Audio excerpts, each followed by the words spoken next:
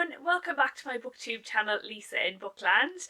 You may have noticed that my videos have gone more sporadic again. It's never been something I'm good at, but it's gotten extra worse recently. Just that work-life balance isn't where it should be. And I've tried to keep tipping along reading, but I just haven't had time to make videos, which is disappointing. It did get me thinking about books about work and how few of them there are, I suppose. Is it a kind of unexplored book genre, or is it just books about like specific professions that we see a lot of? I kind of like to read about situations that I'm in myself in books. I suppose it helps you romanticize your life. There are so many books about other like common experiences, such as like love and death and every other aspect of life, really. Work is something that most of us have to do, and I just thought it was fun just to think about what jobs are represented in books, and they're not jobs that most people have. But yeah, when I looked at my shelves, these are the books about people with jobs that kind of stuck out to me. So I have excluded some categories of books. So first, I excluded non-fiction and memoirs. Obviously, they're completely different. So this is just fiction. I've also excluded fiction about detectives or the police or anything like that, just because they are so numerous. Obviously, like thrillers is a really popular genre. And like, why is that in the first place? I suppose like generally things are more exciting in those people's lives. They deal with like the public, I suppose, so there's a bit more drama there.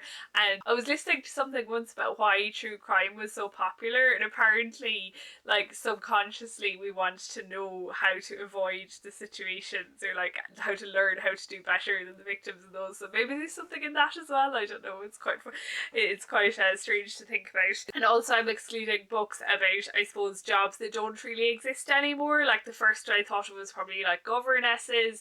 Also because I suppose there's a good few books about governesses that I've read, as much as I do like them. Things like servants or paid companions or that kind of thing. I've excluded those as well. Oh, and also I've excluded anything about careers in the military, because again, especially the books I read, quite common, I suppose. And I suppose why we enjoy reading books about war, I suppose, is an entire different topic. Yes, I suppose when I was compiling the list, I noticed that some jobs are like more common than others. Like books about medical professionals, doctors and nurses and other healthcare people, I suppose more common than others, and teachers. But I suppose it's because most of us in our lives interact with those two groups of professionals, so I suppose it's not completely alien to us, or you don't need to explain what their job is, you kind of already know. So yeah, that was my theory behind that. And I suppose again they deal with the public and different people a lot, and large groups of people, which is, let's face it, more interesting than typing away on a computer and sitting through meetings and things. But anyways, that first job is actually the one I'm going to come to first. So I'm going to talk to them about them in like subsets of jobs. So the first one I'm going to talk about is kind of like contemporary office jobs. Yeah, I realised that this is probably the category that I'm missing the most books from. I think it is more commonly represented in like contemporary books, and the two books I have here are actually contemporary romance, and I don't read an awful lot of contemporary books. So yeah, I'm going to start off this section with a call for recommendations. If you can think of any books that have like, I don't know, just like a good realistic office environment. One of my managers once explained to her daughter about her job being on the phone all day going blah blah blah, no toys. And that's probably quite an accurate representation. See, I am a type of engineer, so I work on the computer most of the time, and like, why is getting a major project across the line less exciting than a military campaign? Like, I mean, it probably just is, but there can be its own human dramas associated with it, and last minute desperate scrabbles and things like that. And you know, it's probably more difficult to write about, but you know, it's a challenge there for somebody can try it. I'm sure it'd be like an instant bestseller if you got it right, because so many people have these type of jobs. I do concede that it would probably have to be in the office 5 days a week. I'm not sure if you could write it as compellingly working from home. I only go in the office 1 day a week, so yeah, you probably would have to go back to pre-COVID times. So yes, I'm going to talk about two books for this. So the first one I'm going to talk about is The Case Quotient by Helen Huang, which is of course far more famous as a book about a neurodiverse lady, and it's kind of nearly a Pretty Woman retelling. It's brilliant, like the romance is brilliant, but I also am just fascinated by Stella's job. Like, I think if I'd known that this was a job before I started college, maybe I'd been interested if I'd read this book. But yeah, she's an econometrician, so she seems to like use data to decide how marketing campaigns and things will work, as far as I know. The whole thing, the Case Quotient, is she's trying to work out why, it's been a while since I read this book, even though I've read it like 5 times. She's trying to work out why married men buy less socks or something like that. Yeah, she, as I say, she is neurodiverse. She's on the autistic spectrum, so definitely at the start of the book, her work-life balance is not good, and she struggles with a lot of aspects of her work, but she is really passionate and excellent at her job. The pure data side of it, I suppose. But yeah, she goes into the office on Saturday, she has the same clothes she wears every day, she has the same routine when she sits down at her desk.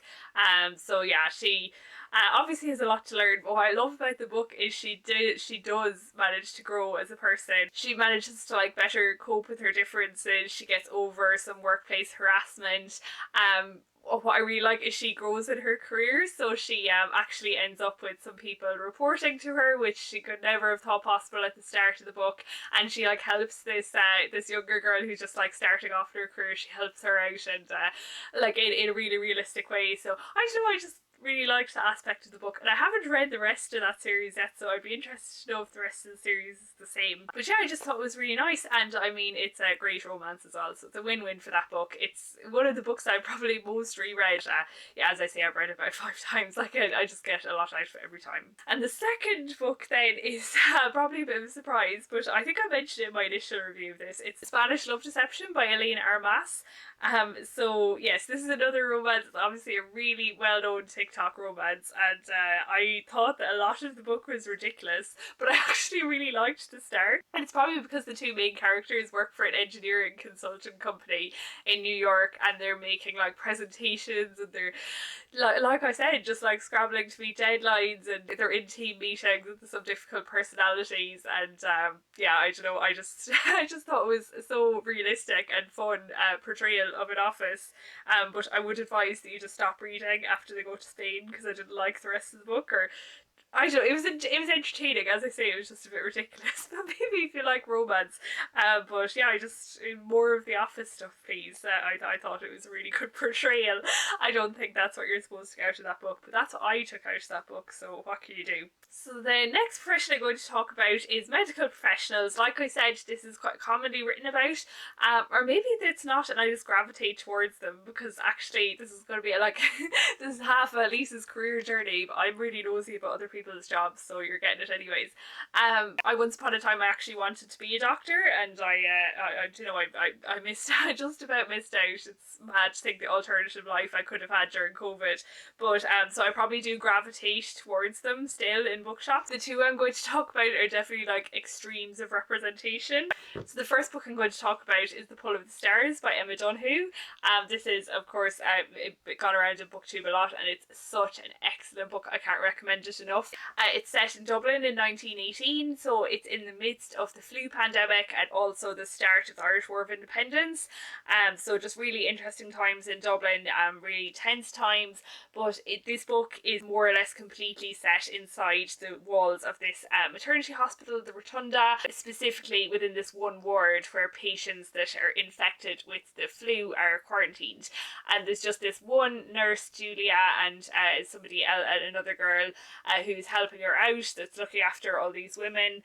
Yeah, just how busy I suppose she is. I think it rings true to what you hear about hospitals in the present day in Ireland as well. We have a bit of a crisis going on with the healthcare system. She's working under very limited resources. She sometimes struggles with her relationship with this Dr.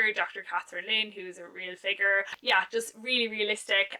When it comes to that, I have to, the one warning I always give whenever I talk about this book is it's so graphic in terms of details of childbirth. It shows both the very high points and the very low points, so yeah, approach with caution if any of that sounds like it might be an issue for you. It's just the way it's told, and the fact that it's just in that word, it's set over such a short time period.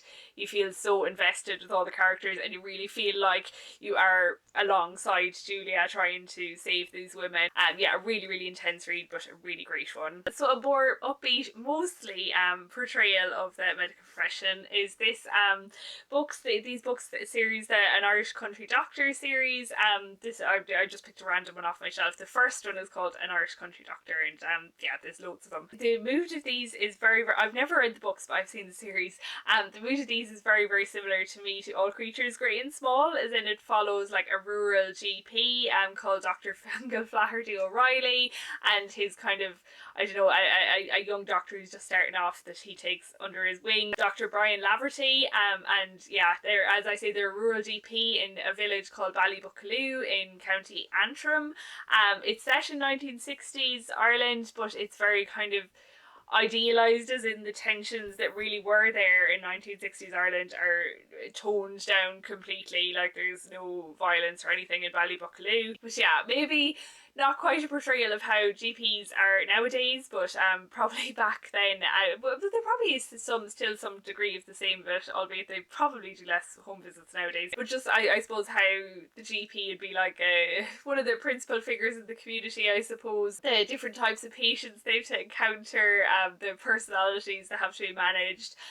They are quite a distance from the nearest hospital, so sometimes that gives them difficulties as well. And yeah, just the friendship between the two between the two GPs is always entertaining. But yeah, I haven't finished the series and it's been a while since I read them, but I always did enjoy them. I really must go back to it. It's kind of just like a village drama combined with some medical details from the 1960s. So yeah, just fun reads, and I just love the covers as well. They're beautiful. So the next jobs I'm going to talk about are scientists. So although I'm kind of an engineer now, and I say kind of an engineer, I didn't study engineering, I actually studied science. So for somebody that did study science, I've shockingly few fiction books about it. I really must read The Love Hypothesis, if only because I saw this wonderful video. If I find it, I'll link it below. But it was this video where a girl asked her boyfriend, who was a postdoc in like research lab similar to like in The Love Hypothesis, about how realistic everything was, and it was so funny. I must try and find that video because it was amazing. But yes, so I should have more books about scientists, but I don't. Two books that I really love. So the first one I'm going to mention is this one, Miss Benson's Beetle by Rachel Joyce, about Marjorie Benson, who's absolutely tired of her job, and she decides that she will go to New Caledonia, I think, to look for this specific type of beetle. And she advertises for an assistant, and she ends up getting an assistant that she really did not expect, called Eden Pretty.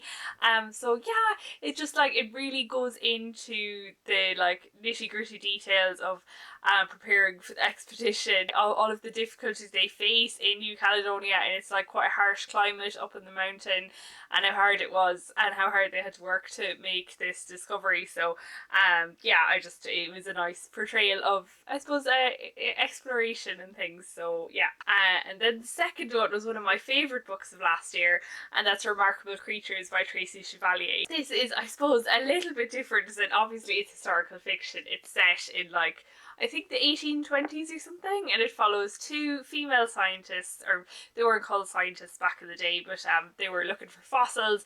Mary Anning, who I had heard of before, and Elizabeth Philpott, who's maybe less famous nowadays. It was just the most amazing portrayal of such a lovely friendship, but also just like them being so passionate about their works and how they worked together. They're in competition with a lot of others in their field, about who kind of disputes about discoveries or credits where credit is due, or especially they have to contend with all the men in their field. And I just loved how all of that was portrayed in this book. And just I suppose it's a really nice scene at the end where some of their work gets recognised, and yeah, it's just such a brilliant book. For the science part, and it even goes in, there's a further reading reference at the back, if you are interested in paleontology, that you can go and look more. But also just like Tracy Chevalier is such a great writer, and the dialogue and just the descriptions and everything are amazing. I can't wait to read more Tracy Chevalier. I can't believe I've only read the two so far, and I absolutely love them both. So yeah, just a great book, but especially if you are interested in the life of those paleontologists. The next up is teachers. So also probably quite a common theme in books is schools, but often from the pupil's perspective. But I wanted to talk about books that were set from the teacher's perspective. There are a good few. I was trying to remember how much they actually were you know, about the teaching profession, and not just like people that happened to be teachers in their spare time when they weren't involved with the plot. The first one I might want to mention is Miss Carter's War. I have to confess I haven't read it in a while, so I can't remember all of the details about it. And I have it somewhere, I just can't find it. I think my sister borrowed it, but I'll put a picture of it here. Such a brilliant book. I was absolutely blown away with it. It is about this lady called Miss Carter who teaches in a school. I can't really remember a lot about the relationship she has with her students in that book, but it definitely goes into about the other teachers, and one teacher in particular that she's good friends with. What really stuck in my head is a good portion of the book takes place during the AIDS crisis, and I don't want to give any spoilers, but that affects the Miss Carter in a relationship quite close to her, and it's kind of how it filters down to the students and the parents in the school and how they look at some characters in the book. And yeah, just very horrific and sad. And I think, you know, they're and I would say it definitely happened regards the AIDS crisis, and it, you know, it probably happens with other things as well. So maybe not the nicest or like brightest book about teaching, but I just remember enjoying that book so much. I really must reread it. Like I think the AIDS crisis was the second half. The first half is probably more dealing with like the aftermath of the war. I'm pretty sure, I hope I'm not completely making this up, but I think like Miss Carter might have been a code breaker during the war. Yeah, just a really, really good book. And the other book about teaching I want to mention is this one, Anne of Windy Poplars. So Anne of Green Gables, there's quite a lot about teaching in here because Anne actually becomes a teacher. But yes, obviously it's like quite idealised for teaching, I'm sure, but it is really fun to look at her relationships with all of her students and the troubles that she gets into, and the relationship she has with the parents. I always also find it really interesting because, you know, back in those days, like the early 1900s, late 1800s, you should be like a teenager, leave school to like 1 year of a teaching degree, and all of a sudden you're a teacher and you're teaching students that are like 2 years younger than you. So just very, very different. But in this book, I picked this one because it's the most about her teaching. She actually is the principal of a school called Redmond College, and yeah, there's all kinds of factions in the school. There's one family that kind of rule the roost, and Anne comes into clashes with them, and I say that there are a lot of clashes between parents and teachers. I have a friend that's a teacher, and I'd say that managing the relationships with parents is quite a difficult portion of the job. Yeah, I think Anne just trying to find her footsteps as a principal as well. So yeah, I just this book is very different, and I don't think it's very popular because it's all epistolary, like it's all through letters. You kind of do miss all the Avonlea folk that you'd be used to seeing, because obviously Anne is completely away from them, and yeah, so it's never a bright shining light of the series, but it's the one that's most about teaching. So a recent release I thought did really well with the job as well, albeit in a kind of unusual format, was this one, The Mage by Nita Prose. So as it says, it's about a maid in a hotel, but one day she's cleaning a room and she finds a dead body, and Molly is also a bit neurodiverse, so she has difficulty sometimes understanding what people are saying, and she actually gets manipulated a good bit in her job. Like, they return guests, it's kind of well known who leave tips, and the other cleaners try to clean those rooms before her, so they'll take the tips or even go into the rooms without cleaning them. But Molly takes such pride in her work and doing it well, and she just isn't always appreciated, but some people do appreciate her. And also just seeing her progression, how her like efforts are rewarded. Like, isn't it nice that somebody that is so passionate about the job and does it so well gets recognised? I just love it, and a good murder mystery to boot. So I think it just shows you that you can write a book about any job. So a job that of course should not be ever underestimated, and I know because my mum never worked outside the house or farm since I was born, is the job of a homemaker. Who knows if it's the hardest job in the world, but it is certainly one of them, trying to please everybody and you aren't paid. But this book is actually, funnily enough, about two jobs. Pretty near the start of the book, the husband actually has an accident, which means he can't do his own job anymore. He's kind of manager in a shop, which he really hates anyways, and to make the money to survive, the wife has to go out and work instead, and she takes up his job, or a job very similar, albeit with like less pay. This book I think was written in the beginning of the 20th century, so but and they both end up flourishing in both their environments. The husband learns all of the work that's being done at home to try and look after the kids and have the house clean and everything, and he learns to take up that role. And the wife then, she, like as I say, she just is so much more suited for that role than her husband. And like when she sees improvements and she can make them, and she's really appreciated at work as well. So as awful as the accident was, I suppose it ended up working well for them in the end. So yeah, I really enjoyed this book. There is kind of a weird bit towards the end about kind of Montessori style child rearing or something, which I didn't find very interesting and seemed a bit like preachy to me. But yeah, apart from that, just a really good book. And yeah, Persephone classics are great, aren't they? And so finally then, the last one I'd want to mention is a little bit of a wild card, and it's about a musician, which we wouldn't really consider always to be a traditional type job, but definitely very hard job, long hours, lot of travel, not very well paid. I think we all know that about musicians. You know, you're obviously training for it since you were 3 or 4. And this is an excellent book, An Equal Music by Vikram Seth. It follows a string quartet, but especially the violinist, and he gets to know this piano player. And yeah, I just loved all the musical details throughout this book. But it really goes into the details of their rehearsals and, you know, the conflicts that arise within the string quartet. Like, I suppose, isn't music kind of unusual in that you need to pay for the tools of your own profession, and they're really expensive. In one section, this guy is buying a new violin, the first violinist, and it ends up getting really expensive. And yeah, it's just, there's so many hidden facets. But if you love music, especially if you ever played a stringed instrument, I played violin, you will really enjoy this book. And yeah, just great to dive into the depths of the workings of a professional musicians. So yes, so that's a rather odd little video. Like, work has been on my mind, so I just made a video about work. Hope that's okay. We do like, I suppose it is nice to get escapism in books, but it's also kind of nice to see your own situations reflected in books. So yeah, I guess that's why I wish there were more kind of books about work sometimes, you know, that had happy endings. Definitely tell me if I'm missing any great recommendations here, especially if they're books about engineers. I want to know. Right, thanks for listening, thanks for watching, and I'll see you next Thursday in my next video.